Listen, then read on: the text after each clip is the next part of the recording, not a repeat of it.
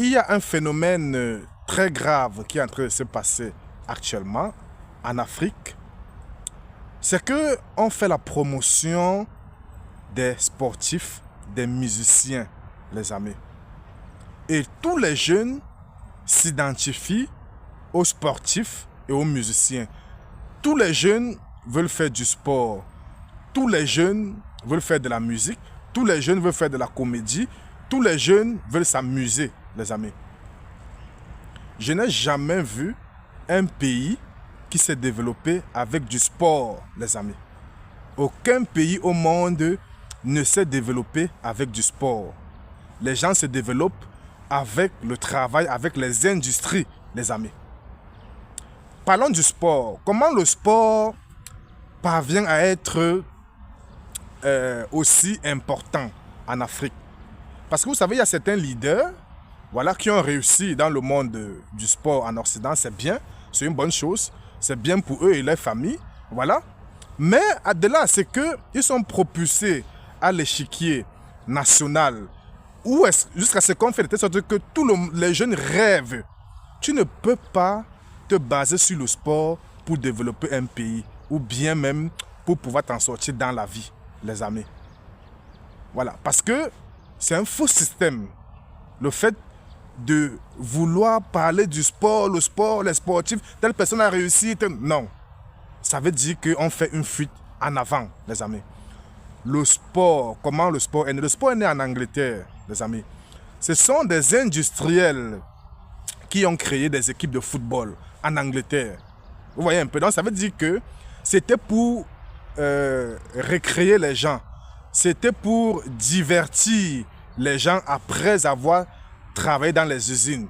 Quand vous avez fini de travailler, les amis, vous voulez vous récréer, vous voulez vous divertir. Et maintenant, on a créé des équipes de football, voilà, pour divertir les gens. Vous voyez un peu. Donc, le sport, c'est de la récréation. Ce n'est pas ce qui doit commencer, les amis.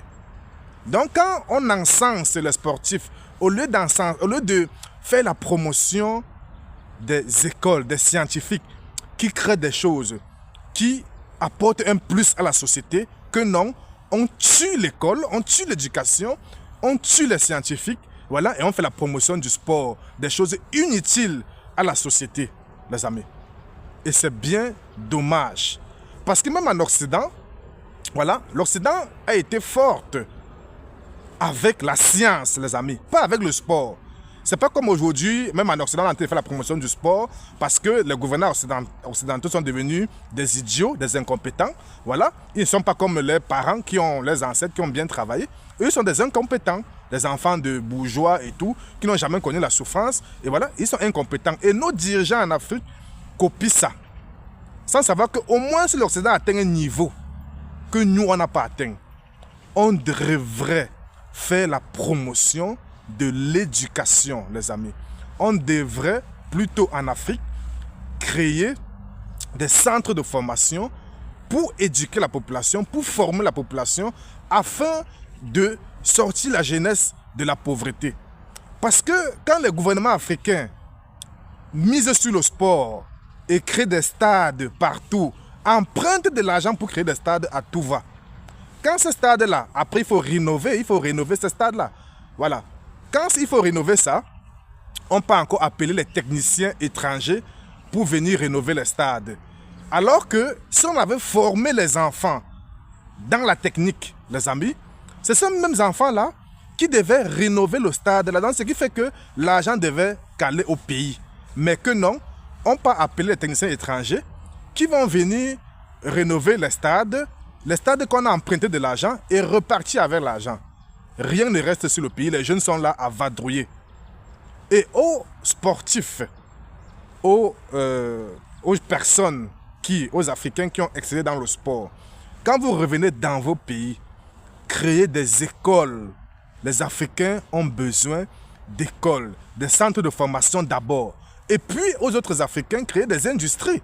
Moi j'ai apprécié le footballeur malien Keita qui a créé une industrie dans son pays, le Mali. Voilà, c'est des choses comme ça qu'on en a besoin. Parce que l'industrie recrute la masse, les amis. et l'industrie sort la masse du chômage, en fait. Si les Africains prennent la mer pour venir en Europe, c'est parce qu'il y a des industries qui vont les recruter, les amis. Mais sur le terrain, mais sur le continent africain, on te parle du sport en longueur de journée. Oh, les sports. Après, maintenant, c'est des paris foot par-ci, par-là. On vient, le sport, 2, les paris foot, pour noyer encore la jeunesse. Ce n'est pas une bonne chose. Inspirez-vous de Sédou Keita, le Malien, qui a créé une industrie dans son pays. Ça, c'est à féliciter, les amis. Vous, les sportifs africains, là, pourquoi vous ne suivez pas l'exemple de Sédou Keita? Il faut suivre son exemple.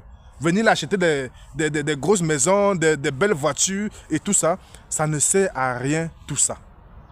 Vous allez dire que vous n'êtes pas le gouvernement. Je sais que vous n'êtes pas le gouvernement, mais vous pourriez faire des choses à votre petit niveau. Parce que l'État, c'est tout le monde. L'État, ce n'est pas une seule personne. L'État, c'est tout le monde. Menez des actions qui vont compter. Menez des actions qui vont sortir des jeunes de la pauvreté, les amis. Parce que quand quelqu'un me dit que voilà, l'Europe a sauvé les Africains parce que ça a fait émerger certains sportifs. Non. Les Africains ne doivent pas venir en Europe pour faire du sport, les amis. Les Africains doivent venir en Europe pour copier la science, pour copier la technologie, pour copier la technique. C'est pour ça que nous devons être en Europe. Et rentrer avec cette technique-là, essayer de développer l'Afrique. Que de rentrer avec le sport. Le sport ne nous avantage à rien, ça ne nous amène nulle part, les amis. Donc, faisons attention, menons des bonnes actions pour notre continent. Ne venez pas nous distraire avec le sport. Portez-vous bien.